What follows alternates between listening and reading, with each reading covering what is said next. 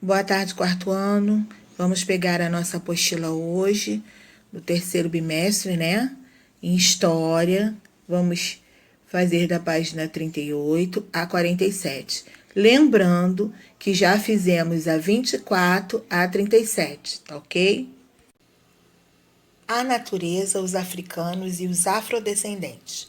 Quando os portugueses chegaram ao Brasil e se estabeleceram nessas terras, em arraiais e vilarejos, buscaram os indígenas nativos e os escravizaram, para que fizessem os trabalhos mais pesados e difíceis na lavoura de cana-de-açúcar, nas casas de farinha de mandioca e na construção de casas e também nas aberturas de caminhos, em terras desconhecidas.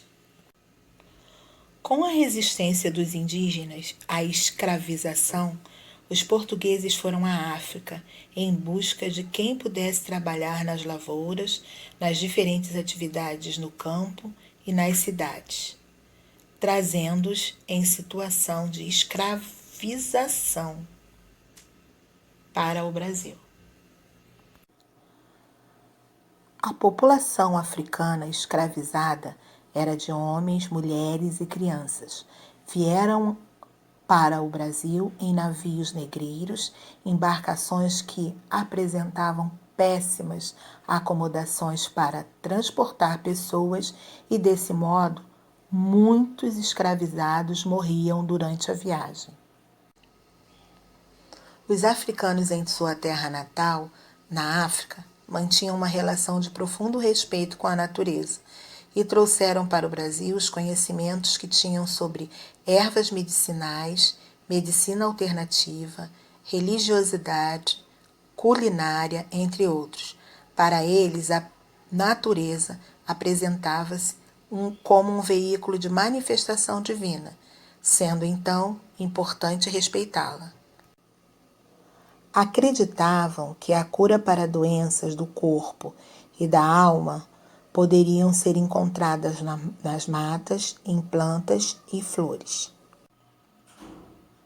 Os conhecimentos desse povo foram passados de geração em geração aos seus descendentes, aos afro-brasileiros, aos afrodescendentes, e podemos perceber atualmente essa tradição de respeito à natureza em diversos momentos do cotidiano da população, nas diferentes manifestações religiosas, no conhecimento e no uso das ervas medicinais para curar doenças.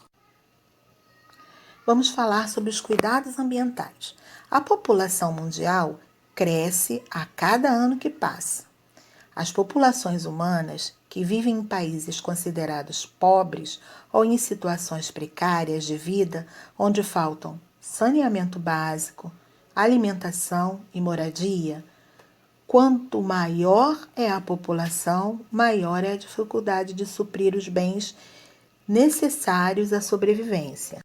Em países ricos e considerados desenvolvidos, a população usufrui de melhores condições de vida, pois não faltam alimentação, moradia, saúde e educação.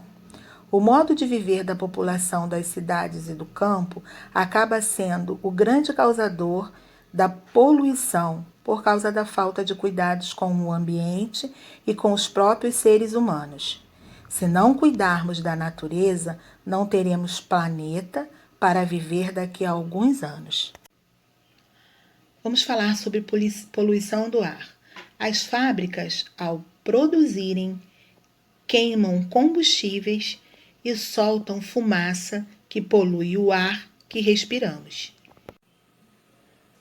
Os navios e os caminhões transportam as mercadorias de que as pessoas necessitam para se alimentar, mas queimam combustíveis que são poluentes. Quando surgiram os primeiros automóveis, ninguém poderia imaginar que eles seriam causadores de tanta poluição. Quanto mais numerosa é a população nas grandes cidades, maior é a quantidade de meios de transportes usados para a locomoção de pessoas. Nas grandes cidades, em razão do alto número de automóveis, ônibus e caminhões, surgem problemas de poluição do ar causados por fumaças. Vamos falar sobre o lixo. Com o aumento de consumo de produtos industrializados, aumentou também a quantidade de lixo produzido. Para dar um fim ao lixo, existem algumas formas de reutilizar embalagens, transformando-as em novos produtos para o consumo da população. Com isso, surgiu a coleta seletiva, quando o lixo é separado adequadamente. Oferece possibilidade de renda a alguns cidadãos que vivem da coleta de papel, metal ou vidro. Essas pessoas vendem os resíduos às empresas de reciclagem. Vamos falar agora sobre os agentes poluentes. Nas residências, as pessoas usam produtos para limpeza que são poluentes, como sabão e detergente. Ao serem jogados nos encanamentos, são levados com os dejetos para os rios. Neles se misturam a outros produtos rejeitados e descartados, causando a morte de peixes, de outros animais e da vegetação. Dessa forma, a poluição acaba matando a flora e a fauna que depende dos rios para sobreviver. Vamos falar sobre as extrações de recursos naturais. Historicamente, em diversos locais, por questão culturais ou desconhecimento dos juízes ambientais, extraiu-se da natureza tudo que o ser humano julgava necessário para a própria vida.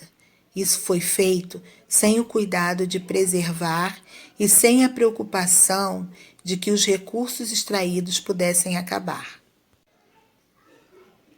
Um exemplo disso é o corte ilegal de madeira, que acontece diariamente e de forma indiscriminada em várias regiões da floresta amazônica.